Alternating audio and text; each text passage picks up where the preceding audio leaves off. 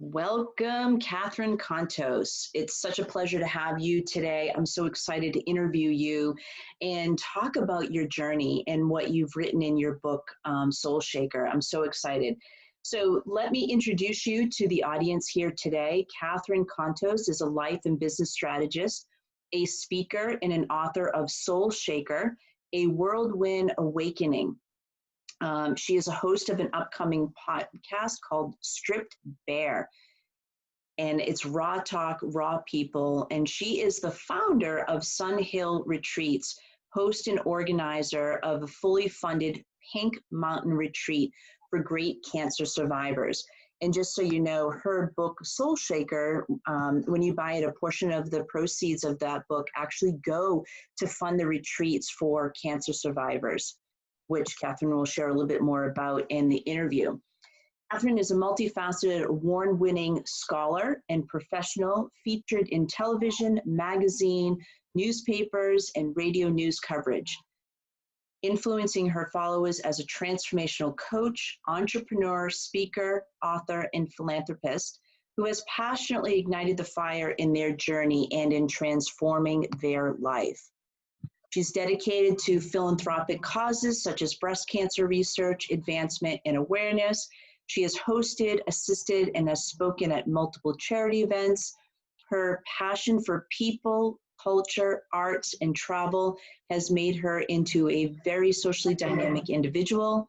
Her goal is always to be aligned in her journey and to achieve deep, meaningful connections with other like-minded individuals to work cohesively in making impactful growth amongst all who we influence through our profession.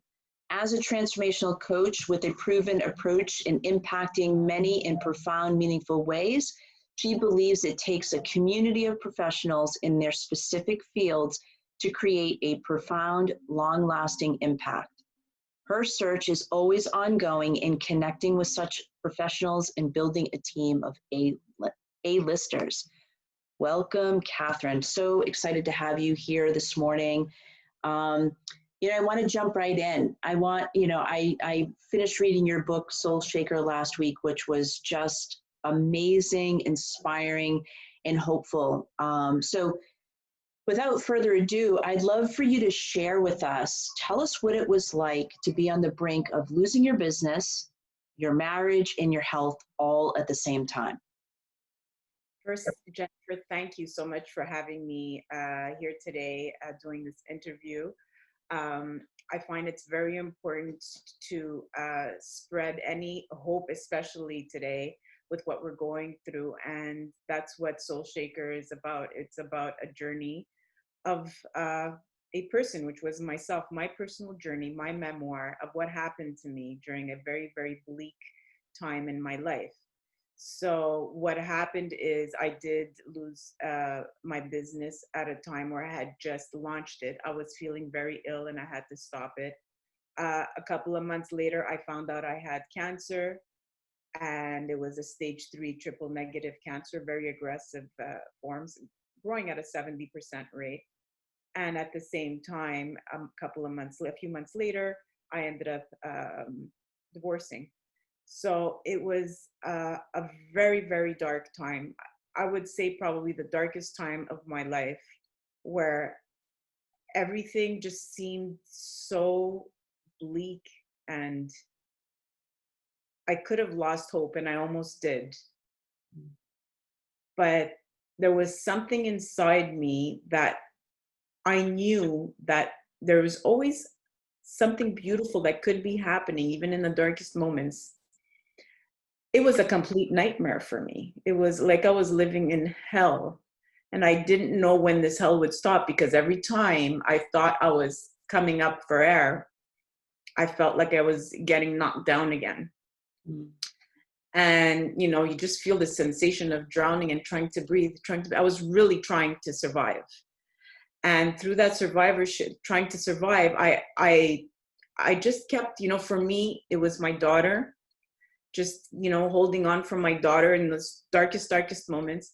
But I also had experienced something prior to this, that I knew that even when you think everything is really bad, that something beautiful could be happening and you don't even know it yet, but it is. And that's what kept me going, just having faith and saying, okay, I'm going to get through this. I'm going to get through this. It's just a matter of time. It's just a matter of time. Not everything is always dark all the time. Mm. There's always things that light up your day, or there's a season. there's something. It can't always be dark. And although it felt like it was dark for a long time, I still just kept going. Sometimes I had to survive for the next hour. Really, it was that hard. And there's a lot of people going through whether it's cancer, or whether it's a divorce, or whether it's losing their job or anything like that. I had all three happening at the same time within months of each other, and I really felt choked. But you got to know that what goes down must come up. They say what must up must come down, but I also believe what goes down must come up also. It doesn't always stay down. So that's the thought process that I had throughout the whole thing. I just really had faith in the journey, and I used it to learn from it and understand myself. I was literally stripped bare of everything, including my ego. I had no hair, I had no eyebrows, there was nothing, there was nothing left physically. My health was gone. I was fighting for my health. Just everything. I was just completely stripped bare, and I had to really look deep inside myself to see who I am, who really I am, not what society made me, not what my parents thought I was, not what my friends thought, who I was. I really found myself during that time, because I was left with nothing but me and my mind and my soul. Powerful. And there's so many different questions I could ask you at this point. I remember reading how you were literally in isolation. You were so sick, and you were going through your treatment, which meant you were also really vulnerable to outside, viruses or bacteria, which actually could have killed you, truth be told. And so you were, here you are, you've got a little girl who you're the mom to, and you are in isolation from your husband, from your daughter, from the rest of your family. And I know you're very close with your family. And so you couldn't be with them the way that you normally are with them. And I would love for you to share a little bit about that, and also share a little bit about, the times that you received bad news from the doctors, whether it was receiving a treatment that didn't go well and it actually had, adverse effects, which led them to believe that you might be on the brink of dying here. And, how do you rise up from that? So can you share a little bit about that? So when you're told that you have cancer, it is a breaking moment. It is a moment of shock, a moment of denial, a moment where you just I felt like everything was in slow motion. It felt surreal. I felt like I was watching a movie. Actually, that whole episode, that whole year felt like I was out of my body and just looking down and saying, what is going on? What movie is this? What's the ending going to be like? Because, whoa, you go through self-blame. What did I do? I'm a religious person, and then I felt like, did I do something that bad to deserve this? Did I sin? There was a lot of guilt. There was a lot of self-blame initially. The why me was coming up, like, why me? Why me? We never feel like it's gonna happen to us. So there's a lot of that happening. You're really hard on yourself. And one advice I can give, to people that do get diagnosed with a critical illness is that's when you need to really show love to yourself and not hurt yourself with your words and your thoughts, because it doesn't work that way. It's not something you did, or it's not something you didn't do. It's just sometimes the body has the perfect recipe and it creates disease in you. And there's nothing, to blame yourself about.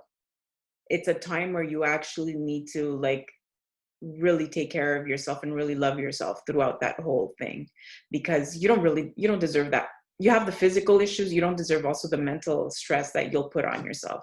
So truly really love yourself through it all. And when you do go through, my my first few months were very, very hard. I had a few surgeries. My chemotherapy was really hard on my body, and I was so fearful of it, like most people. But I have this thing with drugs, whenever I take them, I'm that 1 in a million person that those side effects. And I'm like, I'm not scared about the cancer, I'm scared about the chemo. So what I did is I just protected my mind. I protected my mind, in anything negative or in anything that would scare me. So when they give you that book of side effects, I didn't look at it. I just signed it and I said, just let me know what I need to know where I have to rush to the hospital. So they gave me the few things, like fever and whatever. And I said, great. The rest I don't care for. I don't need stuff in my head. Because you get paranoid, you feel a little thing. You're like, oh, is that it? Or, oh, is that it? So that's one way, you just really need to protect yourself from anything negative, including people. People have great intentions and they mean well, but it's such an overwhelming time. Your mind is everywhere. You don't know who's right, who's wrong, what therapy is going to be better for you. Should you try this? Should you try that? Then, you have conspiracy theories, even with cancer, right? So it's like, is it true? Is it not? No, no, no. Just do what you think is best for you. Get as much information as you can handle, and then make the decision for yourself without, overwhelming yourself. And that was the same thing with the doctors. I told them, don't tell me stats. I don't want to know anything about stats. I wasn't supposed to get cancer. I was 40, healthy, working out, eating well. I was doing everything right. No history in my family. I got it. So please don't tell me about stats. You actually say something really powerful, and I want to pause for a second to reflect on it, because I think it's a huge takeaway, especially with what we're going through now. What I heard you say was, here you are at a really stressful point in your life. You're losing your business, you're losing your marriage, and you are in a major health crisis. And in that moment, there's no time for shame. There's no time for blame. There's no time for guilt. It's all about loving yourself and doing everything you can to love yourself the best way you know how. But that also means surrounding yourself with people who are uplifting and supportive and who can really nurture you at a time that you're so vulnerable. And I think that's really key, right? Is that if there are people in your life that are stressing you out or making you feel bad, you have a choice whether or not they're in your life. And I think that's a really powerful message. Also, like you talk about your mindset, right? Our minds typically will run wild if we allow them to. At least mine does anyway. As somebody who's dealt with a lot of panic and anxiety and fear over many years of my life. And I've had to learn to condition my mind and train my mind to focus on the outcomes I want, not the ones that I fear or I'm afraid of. And for me, it's like going to the gym. It's not always easy to do that, but the more consistent I am, the easier it becomes. And that's what I hear you saying, is like you were very mindful of the type of information you put into your head. I don't want to know the stats. I don't want to be one of those stats. And you also were like, I don't want to know the list of side effects, because you knew your mind would probably go off and wander. And there's science today that shows the power of our mind and our thoughts in creating our realities. So kudos to you for understanding that, and how you literally, I'm just in awe of who you are, because not only did you have one major life event, you had 3 happening simultaneously. Yes. And not only did you reach the bottom of all bottoms, you rose up like a phoenix from the ashes, and you rose up into this beautiful place that you're in today, where you're thriving and you have a message to share to people. It's such an important time. And so thank you for that. And I'd like for you to share a little bit more about what is it that you feel are the essential ingredients for people who are struggling right now, for people that may have lost hope or like holding on by the skin of their teeth, so to speak, because they have no idea. They're living in this state of uncertainty, given the pandemic, given what's happening with the lockdown. Now what's happening, many cities across the world are doing protests. Some are peaceful, some are not. What do you say to people? What do you think the essential ingredients are to pick yourself up and get to a place of thriving? See, the way I see it, I think it's all about perspective and how you look at things. And I'll tell you my point of view of what's going on right now, and you can agree with it or not. I believe the world is in a moment of great shifting. It's shifting like we haven't seen in our generation. And it's shifting in a way where it's going to hurt. It's growing pains. These are growing pains we're going through. And throughout the growing pains, you've got to take that opportunity to shift your mindset and learn from it, whatever you can. Everybody's dealing with it individually in their own way. We are all going through the same thing, but in a different way. Individually, we are all going through different things. Some people have enough money to get through, other people have nothing. And this is difficult in many ways because this will play onto your fears, onto your uncertainty. And the best thing you could do is just shift your mind to look at it as a learning experience, even if it feels bad, because it will feel bad. It will feel uncomfortable. It will even knock you down at times. But don't stay down. Figure out a way to shift your mindset differently, whether it's a career or a job. Get resourceful. Figure out what you could do differently to make things better for you. And I'll show you an example going back to my experience was, because it was a crisis for me then as it is now. It's a different type of crisis, but I was going through the same uncertainty and the same fears. What do you do with a business? And that, like I took that business that I was supposed to have, I could no longer be physically there. And even though I had cancer on my mind, surgeries taking place, a marriage that was, falling apart, I became desperate in my thinking, how can I make this work? As far as my financial, my work and my business. So I had to shift my mindset and say, okay, I cannot be physically there. I just looked at everything. What can I do? What can I not do? What resources do I have in my hands? Who can I hire to help me? Whatever it was. And I built a new business on my laptop during my surgeries, before and after, hired staff, did everything myself. Okay. And whenever I was physically able and well enough to go out there that day or whatever, I would meet with people. I would do whatever I needed to do, which wasn't too often at the beginning, but I did what I needed to do. And that's how I shifted my mind. So it's the same thing right now. How are you going to pivot your business, pivot your career, pivot your family? It's all about just changing. It's just different. That's all it is. It's just different. And we're used to just going this way, but sometimes we got to look this way and sometimes that way. This is forcing everybody to look outside the box and figure out what you want to do. Maybe it's time to change your career. Not even do anything that you're doing right now. Maybe it's time to look deep inside, which was a great opportunity to do that right now. Look deep inside you. This was a timeout for everybody. What did your timeout bring out in you? What did you realize? Is family more important? Are material things not so important anymore? What is it that you miss? What is it that you started sort of gravitating to? Whatever you gravitated to, that's what's really important. That's what's really important.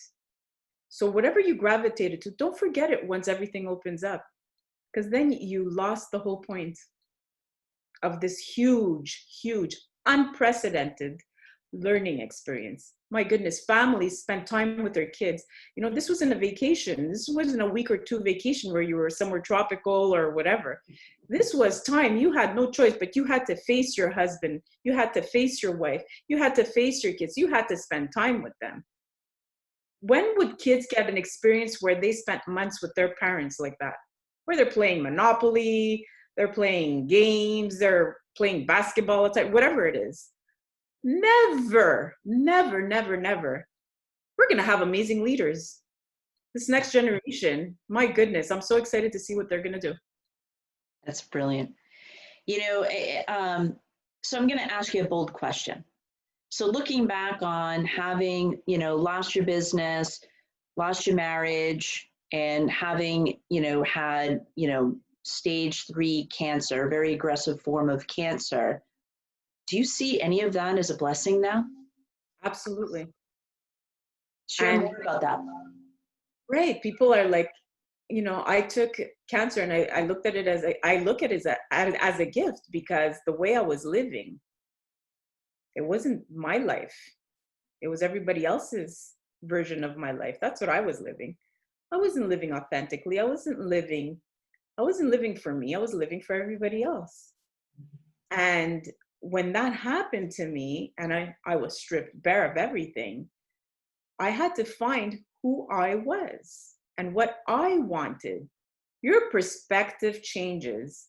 You can talk through the nose about how it changes you. You know, I really want people to understand my perspective on things now, as opposed to before. But it's very hard unless you've been through something really critical or traumatizing like that to understand what's really important.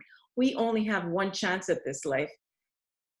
The hell with fear, the hell with all of that. Just go for it. You don't have another chance. What's the worst thing that could happen to you? You're going to fail? Good. Fail again. Did you learn from it? Great. Well, I have a theory about failure. There is no failure unless you're sitting on the sidelines just waiting for life to happen. If you're actually out there attempting to grow and to create the life that you want, you're going to fall down. You're going to stumble and fall. But the quicker you pick yourself back up and keep moving forward, you know, John Maxwell calls that failing forward. You're in action, you're in movement. It does not need to be perfect. And both you and I can share that. Just start moving. Things will start to show up and sort themselves out as you get moving. Sitting there waiting for it or waiting till you have it all figured out or whatever, it's not how it works. It's not how it works. And so failure is actually a good thing. It means, you know, if you're actually stumbling and falling, you're in action. But if you're doing nothing, then you're not taking control of your life and creating the life that we all are here to live. Exactly. And one of the questions that I had when I was going through that was like a strong question in my mind was, what's my legacy? What are people going to remember me by? Like, what am I leaving behind here? How, like, will I have some kind of impact in this world, or am I just another body forgotten about? What am I doing here? How can I make a difference? Hence, I wrote the book. Hence, you know, I'm moving forward with my speaking, my podcast, my coaching, and just, you know, I that was what really changed me. What is my legacy? What the hell am I doing here? What am I doing here? What's the point? And that shifted my mindset completely. That one question. It's powerful. Yeah. Can you share a little bit about your retreat center, which you actually had, you know, before all of this happened to you, and you managed to maintain it? And share a little bit about what you're doing today and just some of the amazing things and way you're giving back to cancer survivors. So one of the things I do is I realize that, you know, although many people survive today, you know, specifically breast cancer, there's many survivors, thank God, to research and the doctors and everything that they do and all the fundraising that happens around that. But what happens is a lot of survivors are sort of like, oh, you survived cancer, great. We have the party and everything, you know, there's bells and whistles and all of that. But they are going through a lot. They are going through, you know, psychological distress of the finances, the children. There's a lot of physical issues that you're left with. You're always at the doctor's. Your job hurts because you're always at the doctor's. You know, there's just a lot of stress that, you know, these women and sometimes men with breast cancer go through. And in any crisis, really, any kind of like physical crisis. So what can we look? And I thought, what can I do to help them? And I had this big place, this big retreat, and I said, well, I'm going to use this place that, you know, I almost lost, that I sort of, you know, twisted and turned and made it into a business. And I said, well, why don't I bring them up there for a weekend? I made it into this contest off of Facebook where people got nominated, you know, as a cancer survivor, which there's that first gift, you know, somebody thought of them. Then I announced to them, and I feel like Oprah Winfrey every time I announce that they won. I really do. I cry, they cry, you know, it's a mess. But, you know, they get to come, you know, I choose 10 survivors. They come up with me, and there's a weekend of, you know, coaching, chef, massage, Tai Chi, yoga. There's lots of gifts that are given to them from different sponsors. And besides all that, just what happens to them as a group, they actually are in a place where people really get them. And that's what is the biggest transformation of all, is how they feel connected finally to somebody else that's been through the same thing. And really, it's all about fun that weekend. It's all about fun and connecting. And they come out of there really, really changed as a person. And they finally feel like they're not alone. And they have the support of all And those you do this once a year, is that correct? I do it once a year. I was supposed to do it this March, but, you know, unfortunately COVID happened, and we'll see when I'll be able to do it again. You know, we have to make sure that everybody's safe first, and we're in a safe environment before we could plan the next one. Absolutely. Absolutely. And you can learn more by going to Catherine's website, which will be posted along with this interview. So you can get all the information there. There's a wealth of information that you can find. You know, I want to ask you, you know, how, you know, as somebody who embodies resiliency, how do you define it? It could be learned throughout your life. Okay, I find from a child, if you have the gift of having parents that are a little, you know, they don't let you get away with everything, you start building resiliency from very young. You know, if you're the type of parent that's always giving the child everything, as soon as it, you know, the child cries or whatever, you know, I want that toy here, then you're not building that resilience in the child. But as the child grows and understands that, you know what, you're not going to get everything, you know, you want in your life, you got to work at it a little bit, you got to, you know, it's not that easy. That's a way to build resilience from young. As you get older, resilience comes from getting those hits.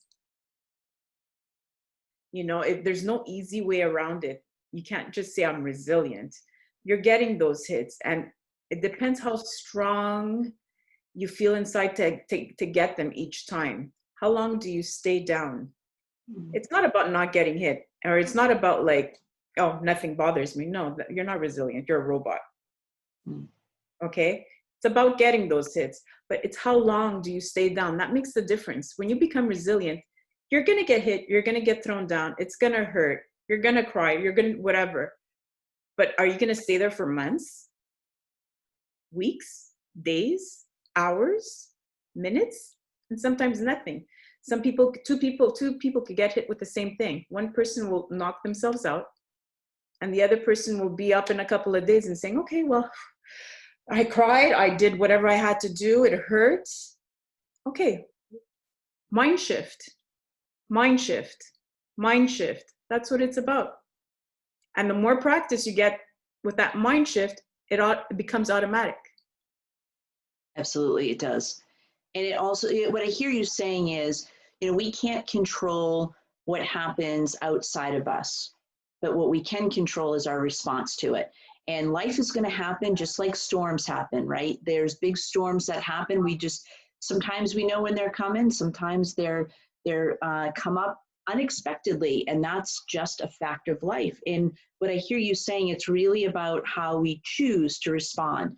And it's perfectly normal to have emotion, right? I mean, that's actually part of the human experience. It's completely natural. And I've now come to the understanding of no emotion's bad, right? No. Like it's meant to be felt and it's meant to be learned. Like there's wisdom in the fear. There's wisdom in, the anger. Like I've recognized that when I get upset, it's usually because I feel my, one of my boundaries or my boundaries are out of whack, or someone's doing something to harm either me or another person. That's completely normal. And it's just about how you respond and allow those emotions. The quicker we can allow those emotions to be felt, the quicker we can rise up from them. Exactly. And it's about balance. A lot of people like just stop the emotions, and that's not good either because it's going to come out in another way. It's about balance. Sometimes it is, sometimes you should just brush it off because it's the other person saying something or whatever, and it's because they're hurting that they're trying to hurt you. And you could brush it off completely and it won't affect you. But other times something very serious is happening. And yeah, if you need to cry for a week, then go ahead and cry for the week. Get it out of your system. There's a balance. You owe that to yourself. You owe that to, it's okay.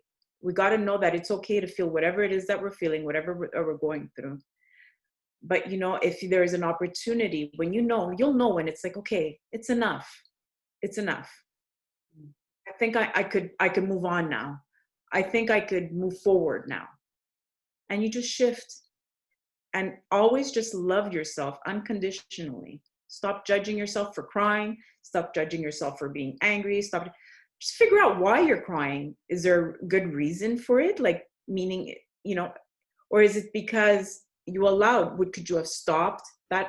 Could you have controlled it in any way? Is it because of something someone else did?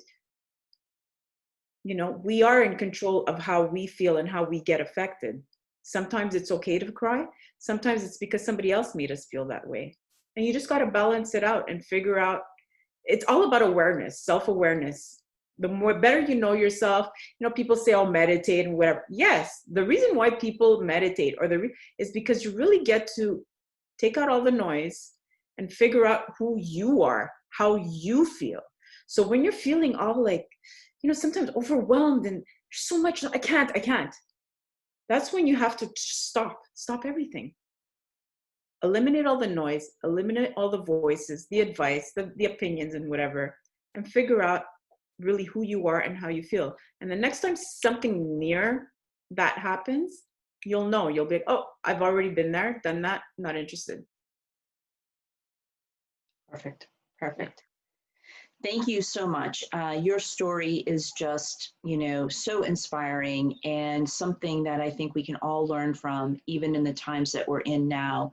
You were on the brink of literally losing everything, and you've found a way to rise up. And I am so grateful to know you. I'm so grateful to know your story and your inspiration and to share that with others. Any last words of wisdom that you want to share with our listeners today? Never forget to have faith and hope in whatever is happening. And even when it's bad, know that it's a time to learn from. Simple as that. It's never a bad time. It's so brilliant. And one of my mentors recently reminded me of this phrase, which speaks to exactly what you're saying. Life is not happening to us, it's actually happening for us. And a lot of times we need the contrast or the what other people label as bad things. I no longer view them as bad things. They're just events that happen in our life, and they're intended to help us grow. And it's not usually comfortable, and it's not usually fun during it. And another analogy is like giving birth to a child. The pain that a woman feels is pretty intense, but once she gives birth to that child, like the pain disappears, and now you're left with this beautiful baby and that's exactly what these events, I feel, do. It's a rebirth for each one of us. How are you going to appreciate the good if You don't know what bad feels like. Great point. Well, thank you so much. You can learn more about Catherine and her website, which will be featured alongside this interview. And thank you again for taking the time to be with us today. I so appreciate you. Thank you, Jennifer. I appreciate you too. Thanks.